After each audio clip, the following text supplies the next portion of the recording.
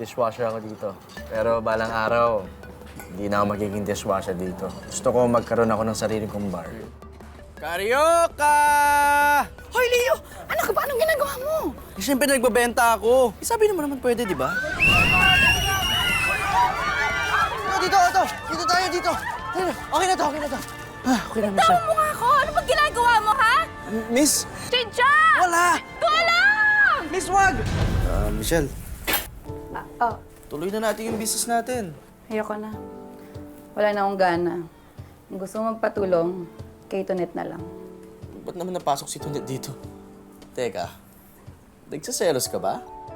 Ako magseselos? Oo. Ay, naku, never ako magkakagusto sa'yo, no? Selos at kapal na mukha mo. Congratulations! You are now the new owner of this bar. Leo, isupot mo na yung lahat ng mga anak ka, Leo. Tira, kumuha ka ng tuwalya. Bilis, ha? Opo. Ay, ikaw, anak. Dali ba yan? Dali. Oh, dali, huwag kang mababasa. Sos! Nako! Leo, tulungan mo ako! Ito, dali. Ito, yung sumod. Ah, lakas. Bigla, bagyo na naman ba? Wait, nakakabahan na ako. Para tayong lili pa rin lahat, oh. Ako, anak, huwag kang matakot. Ay!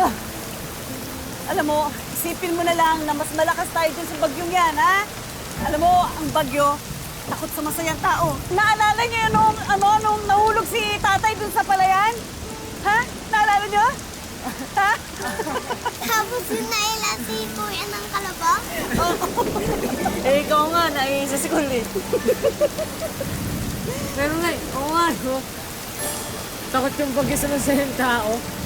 Sinabi ko naman sa inyo eh, dapat happy lang. Huminga at mag-isip ng masaya! Tinan mo!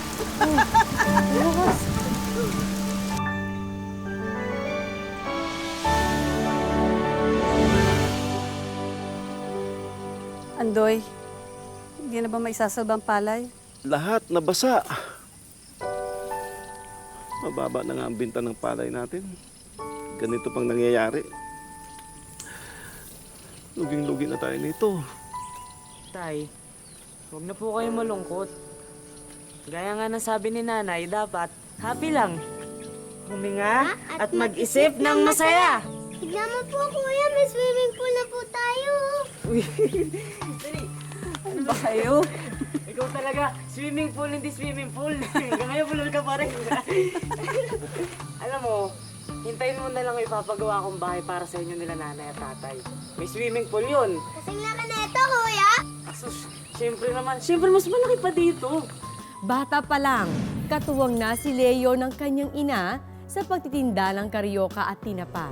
Pero wag ismulin dahil ang ulirang anak na ito may malaking pangarap para ang pamilya'y umasenso. Paano nga ba ang kakanin vendor noon magiging big time na negosyante ngayon sa Hong Kong? Tampok namin sa inyo ang isa na namang 2-part episode ng Tadhana. Karyoka po kayo dyan! Tinapa! Tinapa! Karyoka po kayo dyan! Ah, Marta. Ano, kumusta? Pabili ng karyoka. Karyoka lang, ay tinapa. O naman, oh. O sige. Bigyan mo akong 10 stick nito at 2 balot ng tinapa. O, dali, Magkano ba yan? Ikaw naman. Siyempre, suki. Di tulad ng dati. Kung kailan ako nandito, tsaka pa ako dinatna ng bagyo.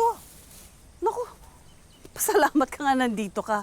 Alam mo bang sa Hong Kong daw at Taiwan ang tumbok ng bagyo?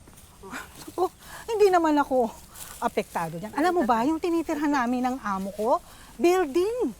At saka, nagpa-renovate na ako ng bahay ko. Binigyan ko pa ng sari-sari store si nanay. At hindi lang yun, may bonus pa si kuya ng tricycle. Lahat yan, Marta, katas ng Hong Kong. Ganon. Marta, bakit nagtsatsaga kang mag-alok niyan? Bakit? Hindi na ba kumikita yung sakahan nyo? Paano naman kikita? 3 bagyo na ngayong taon ito. Mabenta man yung darak, yung palay, nako, pangbawi lang doon sa gastos namin sa abono. Sige na anak, 3 pa, bilisan mo para makaalis na siya. Ganun pala. Teka. Bayad. Salamat ah. Alam mo, bakit hindi ka na lang sumama sa akin dun sa Hong Kong? Alam mo, hindi man ang mga Pinoy dun. O ano? Ha? Hindi ko alam. Pag-iisipan ko muna yan, ha? O yan, wait lang, hintayin mo muna ako.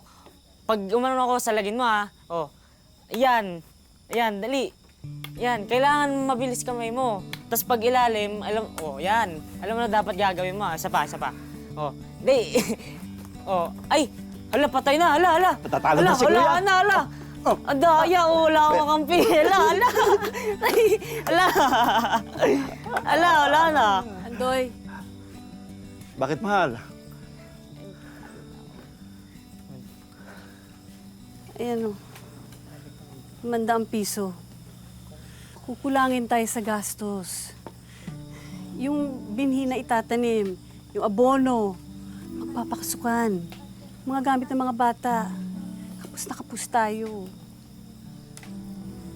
Paano kung sundan ko na lang si Betsy sa Hong Kong? Iwanan mo kami mag-ama? Ganon? Doy, sandali lang naman hanggat makaraos tayo. Sige na. Hindi. Ako gagawa ng paraan yan. Paano? Aber? Saan ka kukuha? Andoy, alam mo, kinabukasan ng mga anak natin ang iniisip ko. Ano ba naman yung ilang taong tayo hindi magsasama kung mabibigyan naman ng mga bata ng magandang buhay? Sige na.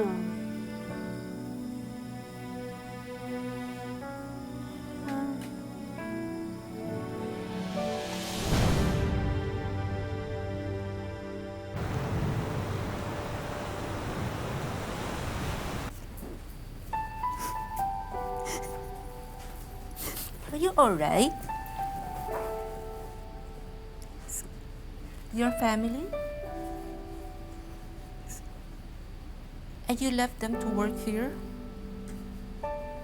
You're such a brave woman. I know how hard it is to flee far from your kids. Where are your kids, Mom? They were in London now, pursuing their career.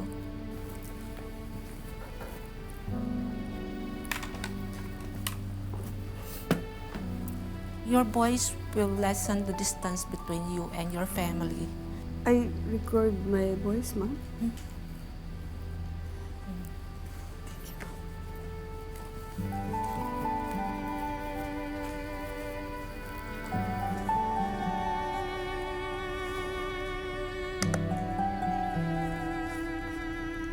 Hello?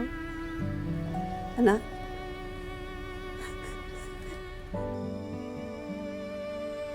Miss na kayo ng nanay niyo. Kayong dalawa dyan, ha? Magpakabait kayo. Ha? Huwag niyo pa iinitin yung ulo ng tatay ninyo, ha? Ikaw, Andoy. Mahal. Ingatan mo yung dalawang nating anak. Huwag mag-alala. Susunod na taon, magre-request ako kay Ma'am Carrie na makapagpakasyon ako dyan. Eh, yung palayan, maayos ba naman na ani? Ito talaga. Inuna pang palayan kaysa asawa niya. Miss na miss ka na ni tatay, Nay. Sus, ikaw, Eric. Kumusta ang pag-aaral mo? Nakakairang enroll ka na. Hindi ka pa rin matuloy-tuloy. Pasado na, Nay. Konting tiis na lang. Magkakadoktor na kayong anak. Yun, oh. O ikaw, Leo, anak. Mag-aasawa ka na ba? Nako, Nay, business muna. Bago asawa. Tama yan. Mag-ipon muna kayo bago mag-asawa. Siya, sige. Aasikasuhin ko lang muna si Ma'am Carrie. Tatawag ako ulit bukas, ha? Sige, Nay. Mahal ka namin. Nanay niyo talaga, pag tumatawag, parang may listahan sa sasabihin. Dire-diretso eh. Oo nga, pero sana totoo nga yung sinasabi niyo, no? Pag nakaluwag siya babalik na siya sa atin. Oo nga eh. Tumatanda na si nanay. Kaya dapat nagpapahinga na lang siya. Karyoka! Bili na! Bili na po kayo! Karyoka! Bili na po kayo dito! Ate! Yan. Bili na po! Karyoka! Bili na kayo. Halika. Ito, 5 piso na. 5 piso. Ilan? Tatlo nito. 3. Ibang klase mga customers natin ngayon ah. Siyempre, ngayon ka lang sumama sa pagtitinda. Ikaw kasi, ang inaatupag mo, puro panliligaw. Oh. Kuya. Totoo naman. Ano gusto mo? Ito ate. Ito. Masarap yan ate. Bibigyan kita. Yan, salamat. Balik kayo, ha? Masarap din po itong panulak namin. Dalawa din. Hoy, tay! Kayang-kaya to, anak. Daw siya, malakas. Kala, tao lang ang tumatanda. Tay! Tay! Tay! Tay! Gising! Tay, gising! Tulong! Tay, tulong! Kuya, ano nang gagawin natin? Saan tayo kukuha ng pambayad sa gamutan ni tatay? Titignan ko muna kung anong makakuha natin kita dun sa sakahan. Tapos, dadagdag ko na lang yung naipot ko sa negosyo. Sakali sapat na yung pandagdag dun sa padala ni nanay. Ewan ko, bahala na.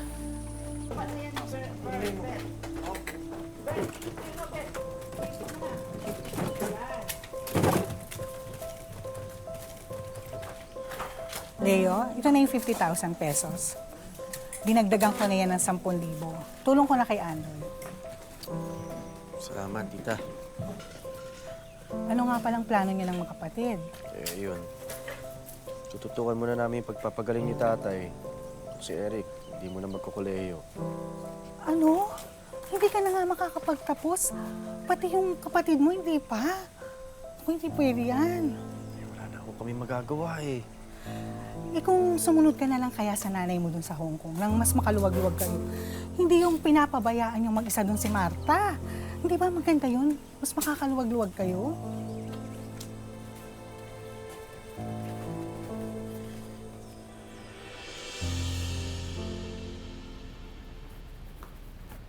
Martha, Yes, ma'am. this is Michelle. She will be my new house help. I requested her from your agency. You help her? Mom? Mom, are you firing me? Mom, please don't. My husband needs me. Wait, no. I am not firing you. You will still work for me. I just want to lessen your workload. And Michelle will help you in anything you need to do.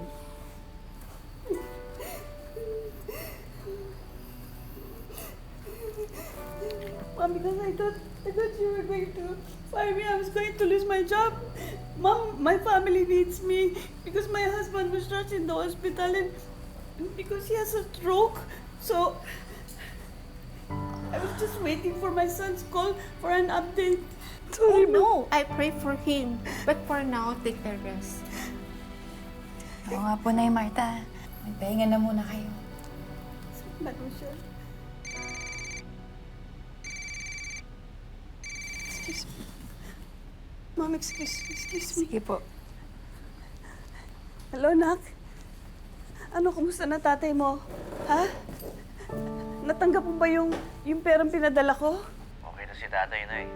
Nailabas na namin siya sa ICU, tapos nabayaran rin namin yung balanse sa ospital. Yung therapy na lang yung kailangan pag-ipunan na eh. Kaso, yung mga gamit namin sa bahay, naisangla namin kay Aling Betsy eh. Pati na rin yung gamit ko sa Carioca. Nak, ba't mo sinanla? Sana sinabi mo kung magkano bayarin para nagawan ko ng paraan. Tayo naman. Hindi naman nagbigay si Aling Betsy ng petsa kung kailan kailangan tubusin yung mga gamit. Tsaka isa pa, ayaw ko naman makadagdag sa alalahanin ninyo, Nay. Paano pa ako naging nanay ninyo kung wala akong gagawin? Ay naman. Kaya nga tayo pamilya, hindi ba? Nagtutulungan tayo. Isa pa nga yun sa natutunan ko sa inyo eh. Na dapat magtutulungan kami. Hindi namin dapat pabayaan ang isa't isa. Eh, kami naman kung nakapagtapos na si Eric sa kolehiyo, makakatulong na siya sa inyo dyan. O naman, pwede akong pumunta dyan sa Hong Kong para makatulong sa inyo. Ano? Nababaliw ka ba? Sino mag-aalaga sa tatay mo? Kay Eric? Tay, wala na akong maisip na paraan para kumita pa dito eh. Yung ginagawa ko sa Carioca, pang dagdag ipon lang yun. Kung itutuloy ko yung pagsasaka, ganun din naman, baliwala rin. Sana maintindihan mo na yung sitwasyon namin ni Eric, oh. Walang-wala na kami. Sige, papakiusapan ko ang amo ko ano pwede niya magawa.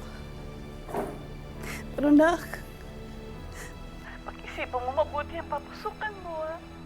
Sige, Nay. Salamat, ha. Mag-iingat kayo dyan.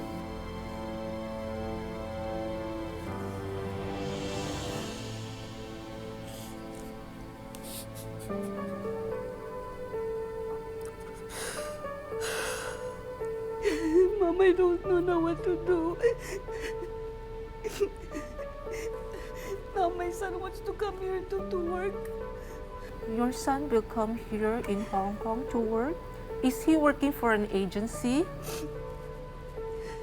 No, Mom. He's planning to come here as a tourist. And to work here illegally?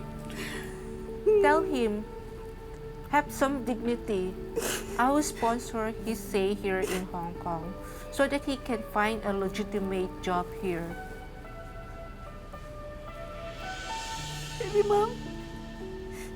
Really? Thank you very much, Mom. Mom, thank you very much. Thank you very much, Mom.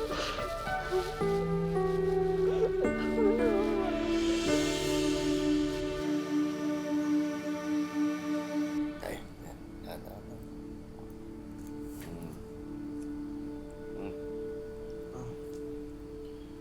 Dahan-dahan lang, ha? Isa pa. Isa pang kasa.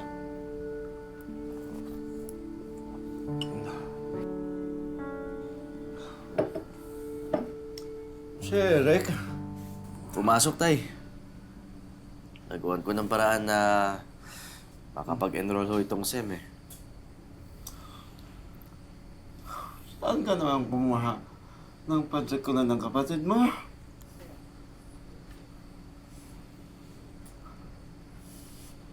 May kausap ba ako rito? Tay,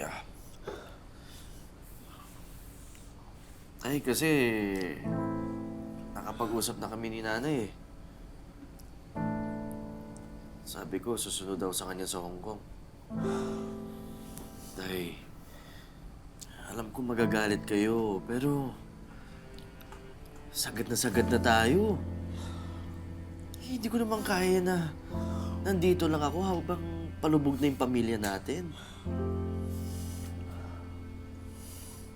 Magagalit man ako sa sarili ko. Bakit hindi ako mabuti ama sa inyo? Tayo naman. Ay, huwag mo sasabihin yan. Hindi ka naman nagkulang sa amin, eh.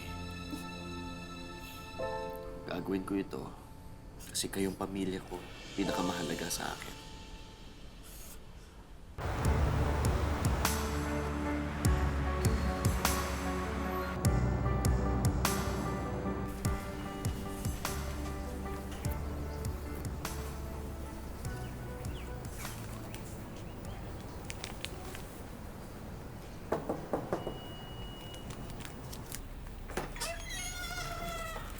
Nay?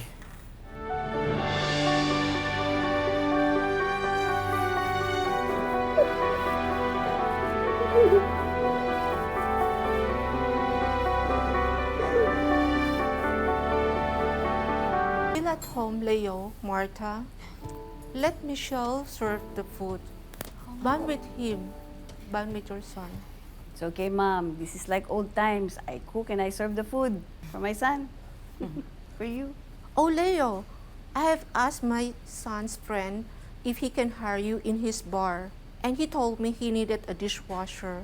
Is it okay with you? Thank you, ma'am. Big help. And while you can afford an apartment of your own, feel free to stay with us and your mom here. Really? Mom? You will stay here with me? With us?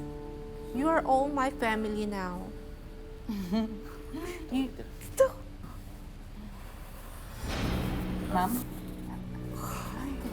Sige. Let's go, ma'am. It's time to rest and drink your medicine. Ma'am, I'll help you. Salamat, ah. Sige.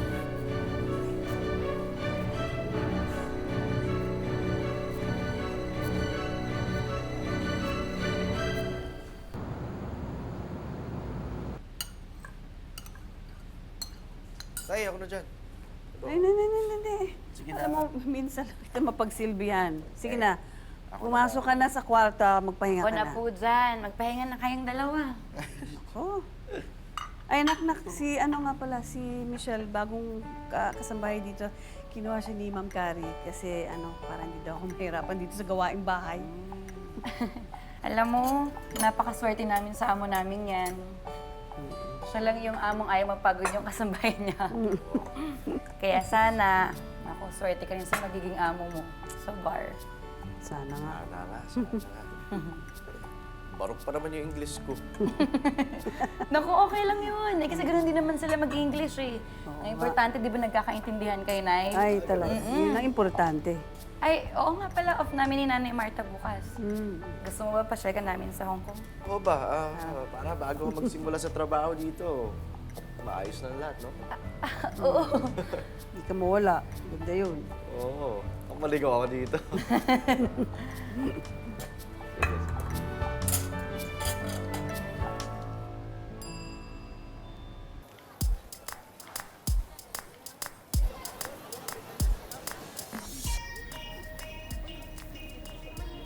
yung tambayan ng mga Pinoy kapag off nila. Oo. Dami pala nagbebenta dito, ha? Oo naman magbenta din. Sa atin to, ha? Sayang. Wala nagbabantay kay Ma'am Carrie. Matagal ko na gusto ipasal si nanay sa gantong lugar, eh. Saan pala sinabi mo kanina para ako na lang magbabantay kay Ma'am Carrie? Eh, sinabi ko na rin yan. Si nanay, mapilit talaga. Alam mo naman si Nanay Marta, parang kapatid na turing kay Ma'am Carrie. Siyempre ako naman, nanay na turing ko sa kanilang dalawa. Wow! Parang pala tayo magkapatid, no? Pwede naman. Oo nga pala, balita ko. Magaling ka na gumawa ng karaoke ah. Sinabi ni nanay. Sample naman dyan. Sige, pag may oras, gagawin kita. Sabi mo yan ah. Sige. At saka dapat, ang unang sweldo mo sa bar, malilibre ka. Ganun ba yun? Wala nang sinabi si nanay. Kailangan mo manlibre, ganun yun. Sige. Swerte. Sige. Sana nga.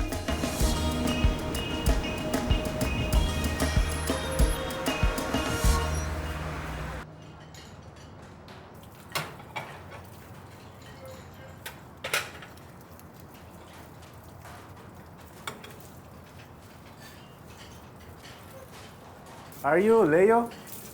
Sir. Sir. Yes, sir. Leo. Auntie Carrie told me so many good things about you. Thank you, sir. Welcome to our bar. Thank you, sir. Hello, Mr. Edison. Yes, sir. Here's the payment for the beer.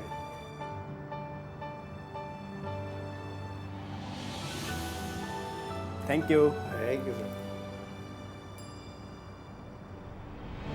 Araw-gabi, doble kayod si Leo. Walang inuurungan kahit anong trabaho.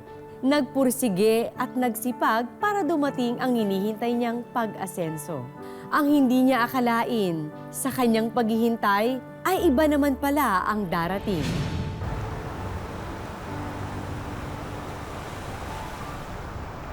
Wala na si Ma'am Carrie.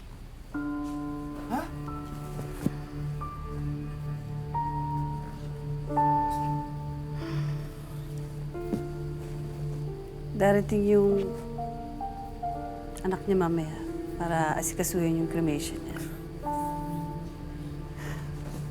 Bilis eh. Paano to, Nay? Saan tayo tutuloy niyan? Nakausap ko naman yung kaibigan ko. Sabi niya may 2 kwarto pa daw na bakante para sa atin. Maghahati-hati naman tayo kaya mas makakamura. Ano sa tingin mo, Michelle? Mabibigyan kaya tayo ng bagong mapapasukan ng agency? Depende po kasi yun Pero pwede naman po maghintay muna tayo habang wala pang update kung sino yung bago nating amo. Nay, paano kung iwan na ako dito para magtrabaho? Balik na kayo ng Pinas para makapagpahinga na kayo. Nak, ngayon pa. Kailangan ng tatay mo ng pang-therapy buwan-buwan. Hindi, nak, nandito ka. Nandito rin ako. Sabay tayo, haharapin natin yung problema natin. Magkasama. Kakaedad na kayo, baka naman... Ano? Susunod ako kay Ma'am Carrie? Anak, malakas pa nanay mo, ha? Ganyan na yung tsura mo. Pero dapat, happy-happy lang. Huminga at mag-isip ng masaya.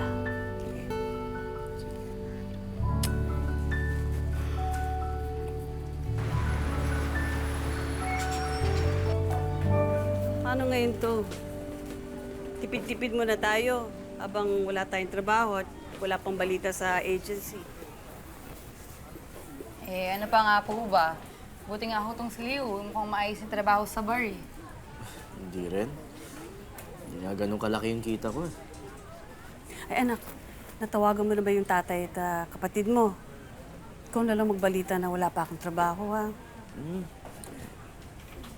Nakapag-text na ako sa akin si Eric Ang sabi niya sa akin, kailangan pa natin bayaran yung titirang tuition niya para makapag-exam. Pasensya ka na. Sanay mo ngayon lahat. Okay lang yan. Ako na bahala. Kaya di, doble kayod na lang. Salamat, anak. Naku, tama na po yan. Mukhang babahan ng luha dito mamaya. Ganito na lang ho gawin natin para makatipid tayo. Leo, magluto ka na ng karyoka. Ayun, kainin natin para makatipid. Uy, mabigat sa tiyan yun, ha? Ba't hindi? Di ba? Sige, gagawa ko.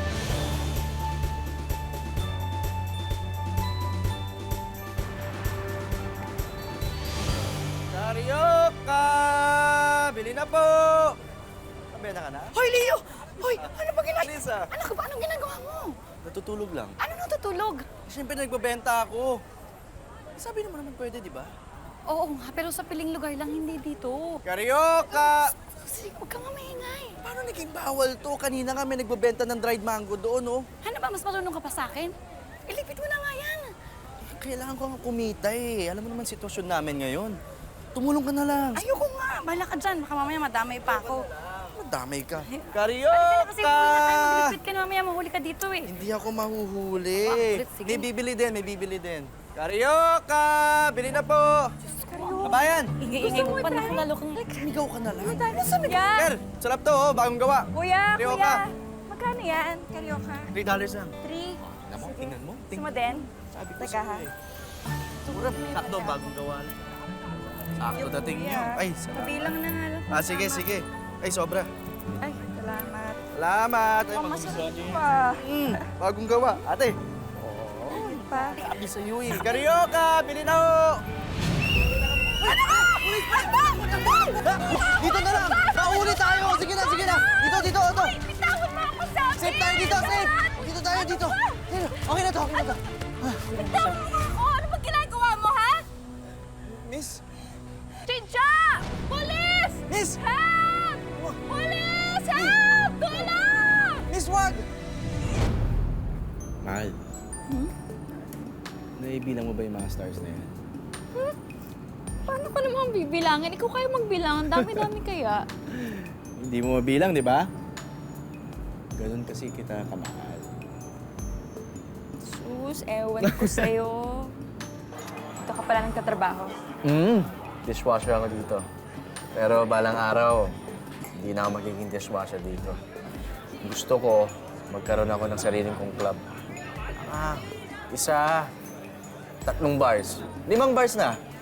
Naibuntis na si Tonet. Nay, magiging lola ka na. Ilang araw na, hindi pa bumabalik yung tunet na yan. Ano ba nangyari doon? Hindi ko nga rin po alam eh. Hindi na lang hindi ko siya makontak kahit saan. Si Tonet na nga ba ang babago sa kanyang mundo o magdadala ng gulo? Abangan sa susunod na Sabado ang ikalawang yugto ng aming kwento dito lang sa Tadhana. Magandang hapon, ako po si Marian Rivera.